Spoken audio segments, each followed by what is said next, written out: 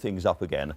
Nigel Farage, you have talked about a moneyed elite betraying the will of the people. Are you talking about Gina here, Miller? Oh, very much so, yeah. Although, don't forget, I've been in the European Parliament for years, so I've seen this happen all over Europe. I've seen the Danes forced to vote again, the Irish forced to vote again, the Dutch and French ignored. There is a political and wealthy ruling elite who are not prepared to accept the democratic result of referendums. You've been an insurgent all your political life. Do you not at least admire Gina Miller here for using her own money to change things? I mean, nobody asked her to do this. She used her own money. She went to the House of Lords, she went to the courts, and she has now changed our entire political structure. Well, Parliament has to have a vote, and she's done what she believes in. I, of course, support people doing what they believe in. However, I just want to ask her, what part of the word leave don't you understand? This case, have you read the case? Yes, and you're arguing Yes. that Parliament should have a say. But do you want us, ultimately, OK, you accept we're leaving the European Union, do you want us to stay part of the single market? I'm not the politician. I'm not the politician here. I'm the person who saw the elephant in the room, which was there is no legal certainty. You should actually be my biggest fan, because I've just created the legal certainty so that Theresa May can now, rather than appealing, go ahead, have the debate and leave, not interrupt her timetable. So actually, there is legal certainty. But what you've done is you've given all those in Parliament who argue that the referendum does not mean we should leave the single market, you've given them the chance, effectively, to overturn the Prime Minister's wish and to mandate her. And if that happens, you would have stirred up, I think, the biggest political upset we've ever seen. So should we sack all the MPs and they go home? Because What we have a representative democracy at the moment, which means that they have to go in there and debate. That's what Parliament was. That's what you argued for the whole way through, which was parliamentary sovereignty. Exactly. No. This is not about whether Parliament's sovereign. It's about whether the British people are sovereign.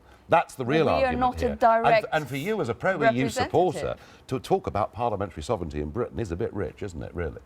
Will we move on? Do you want a country where we have no process, where everything we do in life, being buying a house... It's called a referendum. We've had a referendum. If Parliament wanted to, the Referendum Act would not have said it was advisory. The politicians lied all the way through, because they didn't say that. I take the advisory point, and I would now wish to see constitutional change to make referendums binding, and that then would end this argument and there'd be no need for this case. Do you think there now needs to be another general... If Brexit is sort of stuck inside the House of Commons and the House of Lords, we haven't even talked about the Lords for a while, do you think there needs to be another general election?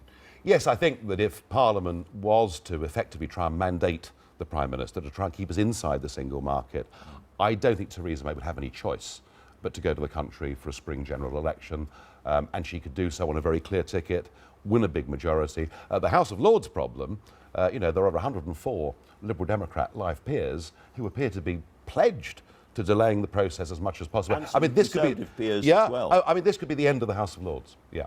Seriously, so you're stirring up huge things here, Gina Miller. I think that Nigel's point on referendum and where is the place of referendum in our political system is a very valid one.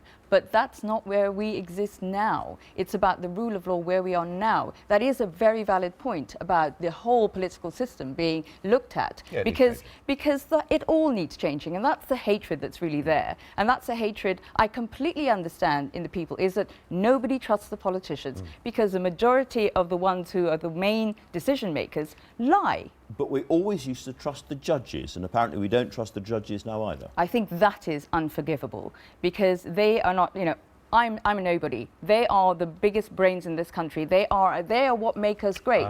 And then, no, I'm sorry, but the reason you said earlier about being conflicted, well, we were part of the European Union. Of course they have to talk about European law. We haven't left yet. Yes, they but have Lord to. Thomas has been an activist for integration of law at EU level. And look, the points of law we could argue forever. I just feel that if somebody is directly politically conflicted by their past, they should not sit in judgment. That's all. Well, thank you both very much. I'm just slightly crestfallen. The best bits of the programme are where I'm not involved at all. But thanks very much for that discussion. And now...